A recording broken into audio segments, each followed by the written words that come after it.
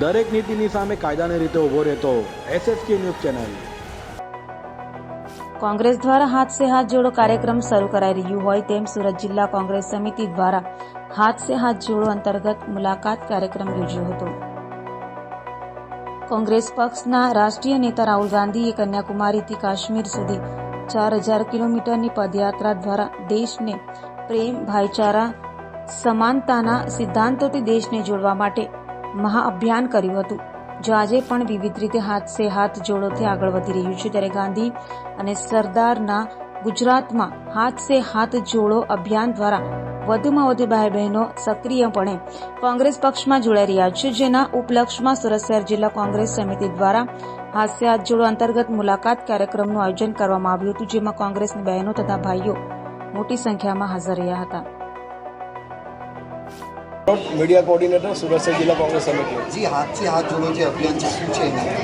आज रोज सूरत से जिला कांग्रेस प्रमुख श्री रणसुखभाई રાજપૂતની આગેવાનીમાં જે રાહુલ ગાંધીની વાત છે હાથ से हाथ जोड़ो યુવાનોને કોંગ્રેસમાં જોડો એ હેઠળ આજે સુરત से जिला कांग्रेसના પ્રમુખ દ્વારા હાથ से हाथ જોડોમાં 500 જેટલા કાર્યકર્તાઓને કોંગ્રેસ પક્ષમાં જોડવામાં આવ્યા છે અને પ્રિયંકા ગાંધીનો નારો હતો કે લડકીઓ લડ શકતી હો એ મુહિમના હેઠળ અમારા ભૂતકાળમાં જેનો કોંગ્રેસ પક્ષે સસ્પેન્ડ કરેલા હતા, પરંતુ તેઓની પક્ષ પ્રત્યેની વફાદારી જોઈને ધનસુખભાઈ રાજપૂતના અટાક પ્રયત્નથી તેઓનું સસ્પેન્ડ રદ કરવામાં આવ્યું છે અને આજે એમના દ્વારા પણ લડકીઓ લડ શકતીઓના નારા હેઠળ લગભગ ભાજપમાંથી 20-25 બહેનોને કોંગ્રેસ પક્ષમાં લાવવામાં આવ્યા છે અને 100 જેટલી મહિલાઓને કોંગ્રેસના સભ્યો બનાવવામાં આવ્યા છે। એ હેઠળ આજનો મારો કાર્યક્રમ છે। જે સભ્યો કેટલા સભ્યોનું લક્ષ્ય છે?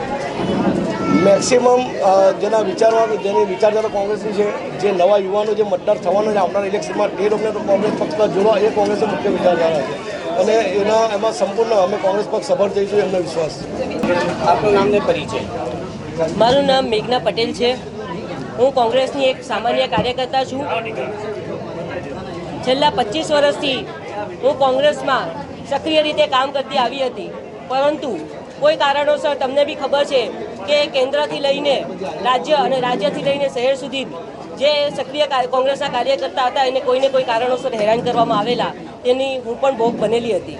પરંતુ મારા પ્રમુખશ્રીએ અને મારી પાર્ટીએ મારા પર વિશ્વાસ રાખી જ્યારે મને પાછી પરત પાર્ટીમાં લીધી છે, તો હું એટલું કહું છું કે હાથથી હાથ જોડો અભિયાનમાં હું દરેક વોર્ડ જઈશ અને દરેક વોર્ડમાં યુવાઓને, મહિલાઓને, પુરુષોને કોંગ્રેસમાં જે રાહુલજીની મેસેજ છે કે હાથ સે હાથ જોડો અને સામાન્ય વ્યક્તિની સેવા કરવાની અને સામાન્ય વ્યક્તિઓને જોડવાની એ સંપૂર્ણ પ્રયત્ન જે મારા પ્રમુખશ્રીમાં પર વિશ્વાસ રાખ્યો છે તે હું કરીને બતાવીશ। મને કોઈ આમાં હોદ્દો કે એના માટે હું નથી આવી, પણ હું માત્ર કોંગ્રેસની કાર્યકર્તા હતી, છું અને રહીશ અને એમાં હું મારી બહેનોએ મને પૂરો સહકાર આપ્યો છે। મમતાબેન જે પ્રમુખ છે, છાયાબેન એક્સ પ્રેસિડેન્ટ છે મહિલાના, પ્રમુખશ્રીના નેતૃત્વમાં આ લોકોએ બધાએ મારું ખૂબ સુંદર રીતે સ્વાગત કર્યું। હું સૌનો આભાર માનું છું। સુરત શહેર કોંગ્રેસ પ્રમુખ ધનસુખ રાજપૂત। આજે શું પ્રોગ્રામ રાખવામાં આવ્યો, કઈ જગ્યા?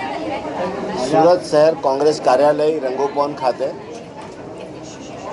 અમારા પૂર્વ બહેન મેઘનાબેન પટેલ જે કોંગ્રેસના ખૂબ સક્રિય આગેવાન હતા, પણ કોઈક ટેકનિકલ કારણોસર પાર્ટીએ એમને નિષ્કાસિત કર્યા હતા અને હવે એમને ફરી પાછો કોંગ્રેસ પાર્ટીએ પ્રવેશ આપ્યો છે।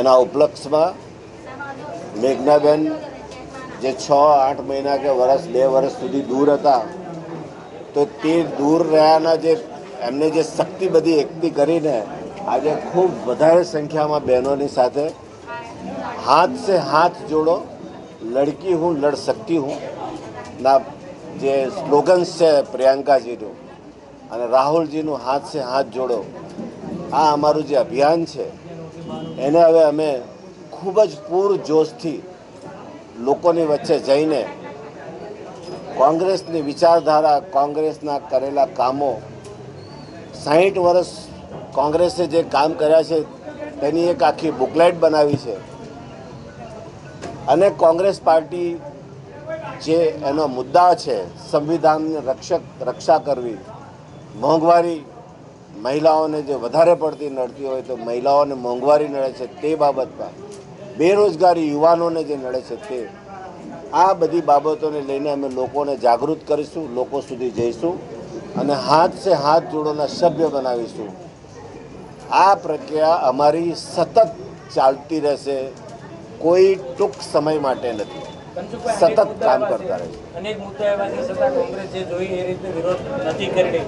આગામી દિવસોમાં કેવી તાકાતથી કોંગ્રેસ બહુ જ દિલથી અને બહુ જ ઓપન હાર્ટેડ વાત કરું છું કે ખૂબ જ મન થતું હોય છે દરેક બાબતનો વિરોધ કરવાનો, દરેક બાબતમાં સંઘર્ષ કરવાનો, પરંતુ કોંગ્રેસની જે સંગઠન છે એ કમજોર થઈ ગયું.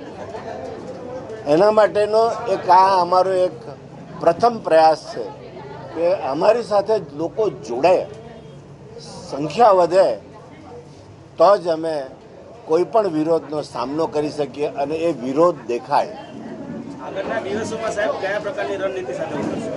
પહેલું કામ અમારું આ જ છે, કોંગ્રેસમાં હાથ સે હાથ જોડવાનો પ્રોગ્રામ કરવો, લોકોને ઘરે ઘરે જવું અને એ હાથ સે હાથ જોડવામાં એને સભ્ય બનાવવામાં એમને કોંગ્રેસ પાર્ટીએ જે યુવાનોને જે અન્યાય થઈ રહ્યો છે, બેરોજગારી છે, મહિલાઓને જે મોંઘવારી નડી રહી છે અને કાયદો અને વ્યવસ્થાથી માંડીને આ દેશને જે અત્યારે જરૂરિયાતો છે, એક કે એક જગ્યાએ આ સરકાર વિફળ થયેલી છે, તેની તમામ બાબતોની ચર્ચા લોકો સુધી પહોંચાડીશું અને અમારી સાથે જોડીશું, જેથી કરીને અમે ખૂબ મજબૂતીથી ભારતીય જનતા પાર્ટીના કરેલા કુકર્મો, એના કરેલા ખોટા કામોનો અમે સામનો કરી શકીએ, સંઘર્ષ કરી શકીએ.